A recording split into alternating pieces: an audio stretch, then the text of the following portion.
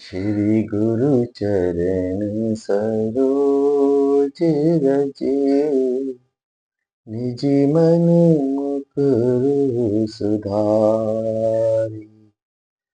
बरनउँ रघुबरु बिमल जसु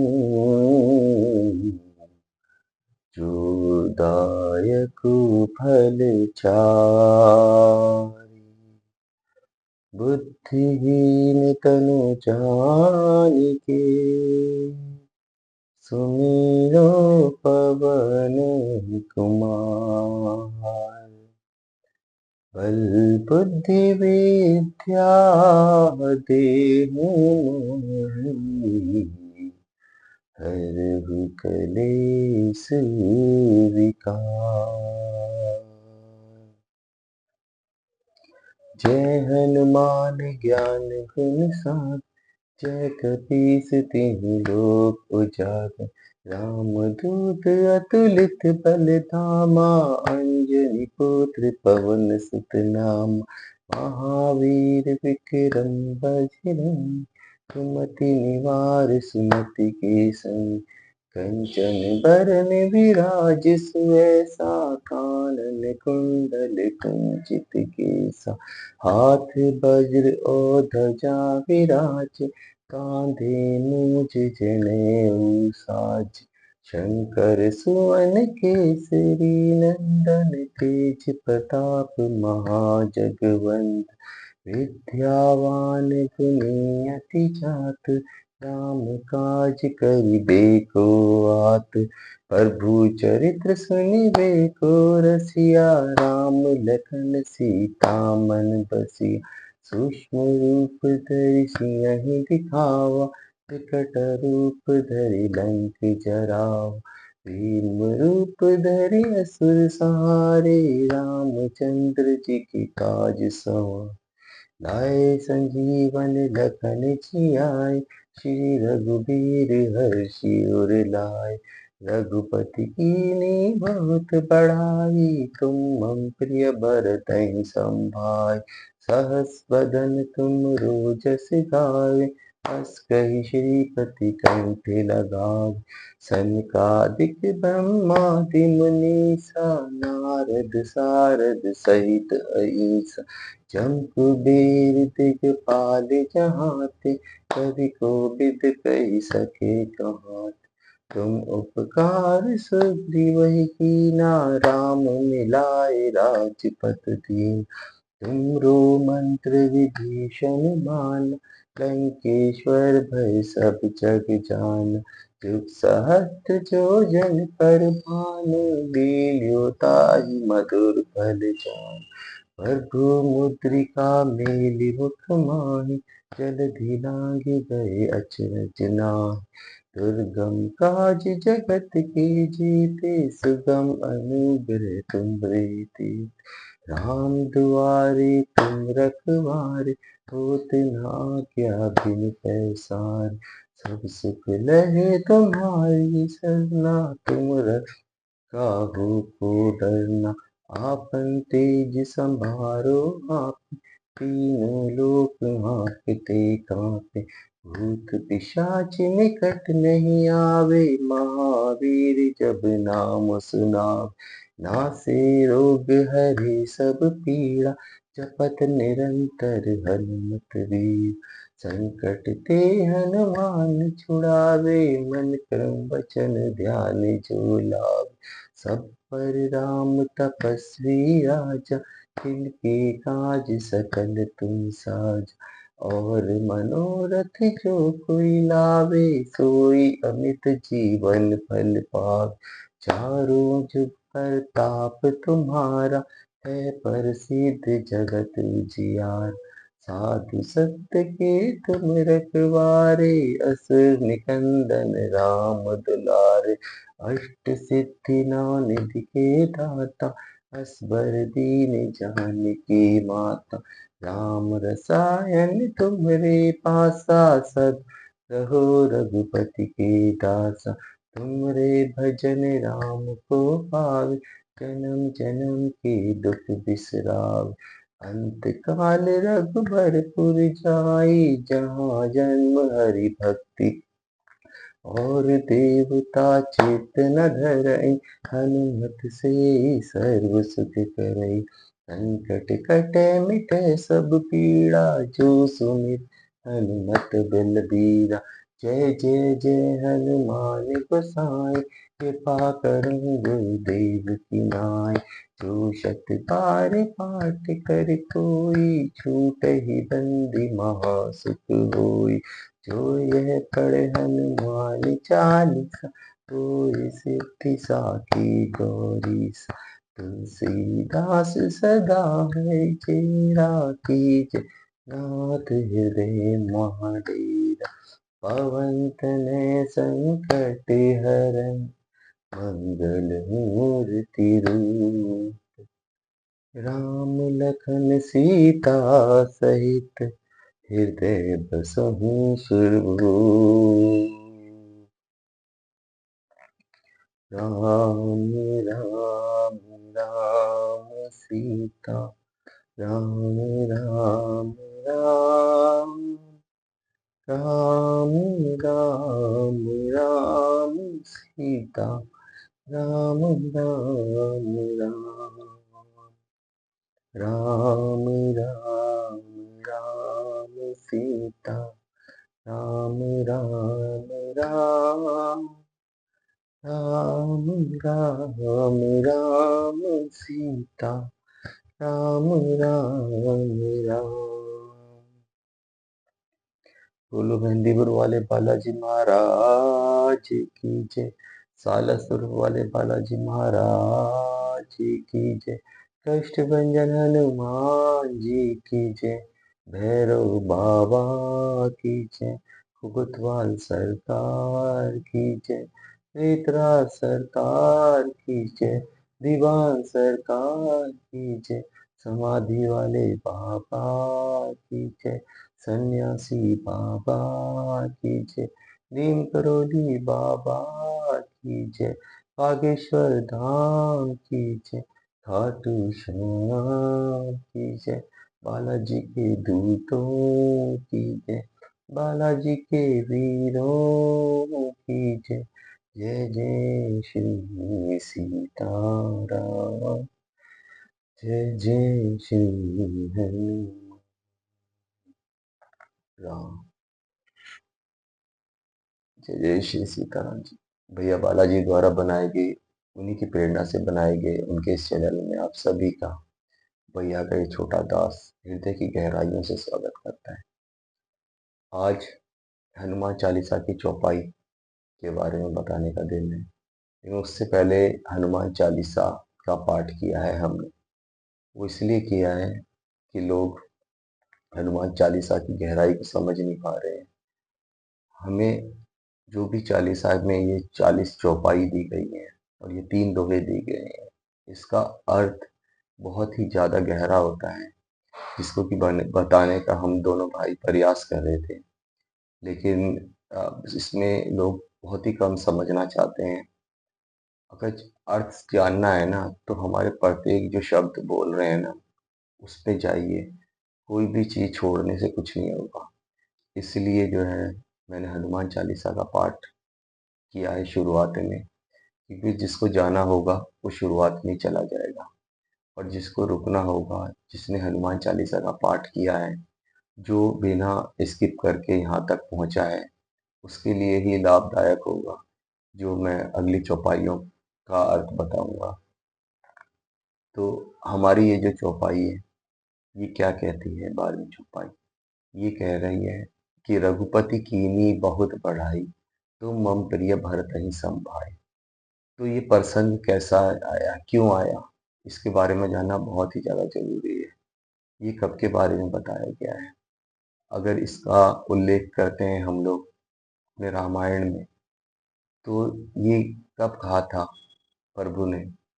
जब ये सुंदरकांड के बाद में हनुमान जी वापस आए थे, जब उन्होंने लंका में आग लगा के माता सीता का पता लगा के अपने समुद्र पार करके फिर वापस आए थे, तो जामवंत जी और ये सारे जो जितने भी वानर थे बहुत खुश हुए थे। और जब खुश होने के बाद में वो सारे के सारे पहुंचे और प्रभु के पास पहुंचे, तो सारे के सारे तारीफ करने लगे कि हनुमान जी ने ऐसे किया, हनुमान जी ने वैसे किया। जामवंत जी ने पूरा का पूरी व्याख्या बताई कि उन्होंने क्या क्या किया, कैसे किया, सब कुछ उन्होंने बताया। लेकिन हनुमान जी जो है वो पीछे ही खड़े रहे। वो अपने मुंह से उन्होंने कुछ भी नहीं कहा। तब भगवान ने ये लाइन कही थी, मतलब इसलिए लिखवाई गई थी ये लाइन हनुमान चालीसा में। क्या बताने के लिए? अपने जीवन के चरित्र के बारे में बताने के लिए। इसमें एक ऐसा अमोघ अस्त्र हमें दिया गया है ना इस चौपाई में, जिसको हमें समझना बहुत जरूरी है कि प्रभु उनकी तारीफ में क्या कहते हैं कि तुमने जो है मुझे इतनी खुशी दी है, इतनी खुशी दी है, उन्होंने इतनी तारीफ करी कि तुम मुझे भरत जितने प्रिय भाई हो, जितने भरत प्रिय हैं। भरत भरत कौन थे? भरत वो थे जिन्होंने निस्वार्थ भाव से प्रभु को, अपने बड़े भाई को, उनकी सेवा में लगे रहे दास बन के। उनको राजा की उपाधि मिली लेकिन वो राजा नहीं बने। वो उनके अपने प्रभु के जो पादुका थी उसको सिंहासन पे रखे वो दास बन के ही रहे हमेशा। तो उन्होंने बताया कि तुम मुझे भरत जितने प्रिय भाई हो। तो ये हमें क्या बताना चाह रहा है? ये हमें यही बताना चाह रहा है कि हनुमान जी ने अपनी तारीफ क्यों नहीं की? क्योंकि हनुमान जी जो जानते थे कि ये जो करवाने वाले हैं ना, वो वो प्रभु ही हैं। और जो हमें करवाने वाले हैं, जो हमें चलाने वाले हैं, जो हमसे ये सब काम करवा रहे हैं, जो हम जिस काम को राम काज समझ के चल रहे हैं, तो उसके बारे में बताने के लिए ना हमें उन्हीं को हम ये बताएंगे कि हाँ देखो मैंने ये करा, मैंने वो किया, मैंने वो किया, मैंने वो किया। तो उसमें क्या होता है, ये हमारे अंदर में अहंकार पैदा करता है। और जिसने ये किया है उसके मन में हमारे लिए एक उपेक्षा का भाव आता है कि यार ये क्या है, ये मतलब करवाने वाले हुए हैं वही हैं, और हम उनको बता रहे हैं कि हमने ये किया, हमने वो किया। तो ये अहंकार शून्य करने वाली ये चौपाई है। तो ऐसा कभी भी मत करने चाहिए। ये हमें यही बता रहा है कि हमें जो भी कर्म करने हैं, समाज में हम जो भी काम करते हैं, जो भी कुछ करते हैं ना, हमें ये लगता है कि शायद हमें कोई नहीं देख रहा है। कहते हैं भला कर भला होगा, बुरा कर बुरा होगा, कोई देखे ना देखे ऊपर वाला देखता होगा। तो जो ऊपर वाला है ना, जो हमारे प्रभु है, वो हमारे हर काम पे हमारे नजर रखते हैं। हमें लगता है जिस काम को कोई नहीं देखता उस काम को ऊपर वाला जरूर देखता है, या सब काम को देखता है। तो हमें ऐसे ही काम करने चाहिए जिससे हमारा ऊपर वाला प्रभु वो खुश हो, वो बहुत खुश हो, हमें गले लगा ले। तो उसी चीज में हमें लगे रहना है, उसी चीज का हमें काम करना है, उसी तरह से काम करना है। तो हमें जब भी जाना है, जब भी कुछ भी काम करेंगे हम लोग, तो हर काम को प्रभु श्री राम का समझ के ही हमें करना है। कोई भी चीज गलत जो हमारी आत्मा को गलत लगे वो काम हमको नहीं करना है, बिल्कुल भी नहीं करना है। तो हमें हर काम को राम काज समझ के ही उसमें जितना हो सके अपना, जो हमारा अंदर आत्मा हमें गवाही देती है वैसे हमें अच्छा काम करना है। किसी को दुख नहीं पहुंचाना है, बेईमानी नहीं करनी है। मन चरित्र हमें हमेशा पवित्र रखना है। तब जाके हम लोग इतने अपने प्रभु के करीब आ सकते हैं कि वो हमें, हमारी तुलना अपने भाई से, अपने भरत भैया के साथ में कर सकते हैं। वरना हमारा चरित्र इतना गंदा होता है, हम उसके लायक ही नहीं होते हैं हम इन चीज़ों के। तो इस चीज़ को समझना बहुत ज़रूरी है कि हमें अहंकार शून्य होता है। आजकल क्या होता है कि लोग करते कम है, बोलते बहुत ज़्यादा है। अपने अहंकार में उन्हें समझ नहीं आता कि क्या बोल रहे हैं। अहंकार और स्वाभिमान में बहुत बहुत बड़ा डिफरेंस है। अहंकार हमें विनाश की तरफ ले जाता है। स्वाभिमान जो होता है हमारा, वो हमें मजबूत बनाता है कि हाँ ये ऐसे हैं हम। तो इस चीज़ में थोड़ा-सा अंतर करने की कोशिश कीजिए। अहंकार से हमारी बुद्धि का नाश होता है। तो किसी भी चीज़ में हम कितने भी बड़े पद पर हों, कितने भी बड़े हो जाएँ, कितने भी कुछ हो जाए, कितना भी हम लोग सोचते हों कि हमें सफलता मिल गई हो, तो अहंकार कभी नहीं करना है। और ख़ास तौर पे अपने माता-पिता, गुरु और उस परमात्मा के लिए, उन तीनों के सामने तो कभी हमेशा जब भी जाइए, तो अहंकार शून्य होके जाइए बिल्कुल, एकदम ज़ीरो होके जाइए। जैसे आप पैदाइश के टाइम पे थे, जैसे आप छोटे अबोध बालक थे, वैसे ही रहिए कि हमें कुछ नहीं पता है। जो करने वाला है वो आप ही ने किया है। अगर कुछ गलती हुई है तो उसको क्षमा कर दीजिए। बाकी हमने वही किया है जो आपने हमारे अंदर में जो चेतना दी है। बस यही सब सोच के जो है ना, हमें आगे अपने जीवन में आगे बढ़ना है, अपने चरित्र को ऊँचा रखना है। तो ये जो चौपाइयाँ होती है ना, ये बहुत गहरी बात होती है, बहुत कुछ हमें सिखाना चाहती है। ये सिर्फ़ इतनी सिंपल चीज़ नहीं है जितनी सिंपल हमें लगती है। इसलिए मैं हमेशा बताता हूँ कि इसकी प्रत्येक चौपाइयों में चालीसा के आपके जीवन के बहुत-बहुत रहस्य छुपे हुए होते हैं। इसको समझिए, जो ये टाइम आप लोग बर्बाद कर रहे हैं कहीं और, कहीं कुछ और गलत चीज़ें देख-देख के, तो वही हमें अच्छा काम करना है। देखिए मोबाइल में तो सब कुछ अवेलेबल है, सब कुछ मिलता है, लेकिन अच्छा काम कौन-सा अच्छा काम है? राम काज वही है जिससे कि हमारे जीवन में, चरित्र में बदलाव आए।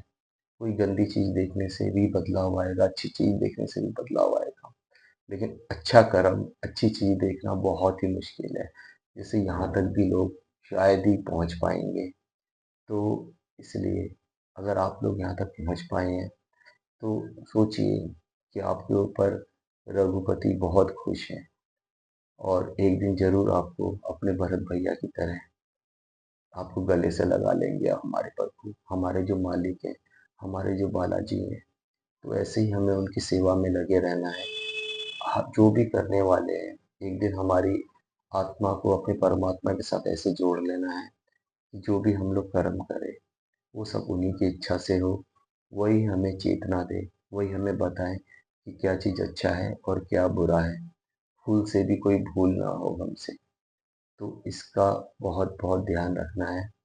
और ऐसे ही ये चौपाई का अर्थ मेरी बहन वंदना ने पूछा था, तो उन्हीं की वजह से मैं ये बताने के लिए आया हूँ। जो भी मुझे भैया ने जितनी भी चेतना दी है, मेरे प्रभु ने जितना भी मुझे, जो भी मैं समझ पाया हूँ, वो मैं बता रहा हूँ। और ज़रूरी नहीं कि ये भी सही हो सकता है कि कुछ और अर्थ आपके मन में आ रहा हो, तो वो भी सही है।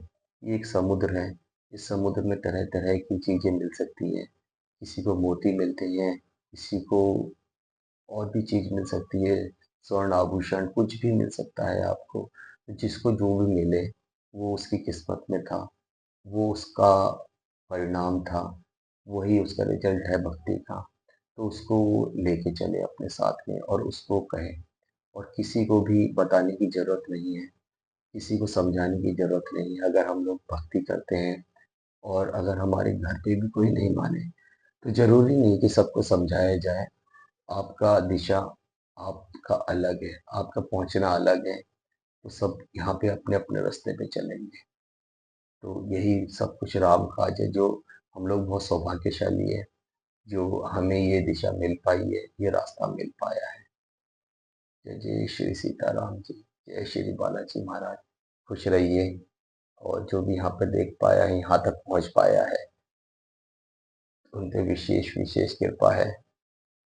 मेरे बालाजी ज़रूर उनकी तरफ देखेंगे, उन पे कृपा दृष्टि रखेंगे। जय जय श्री सीताराम, जय श्री बालाजी महाराज, खुश रहिए।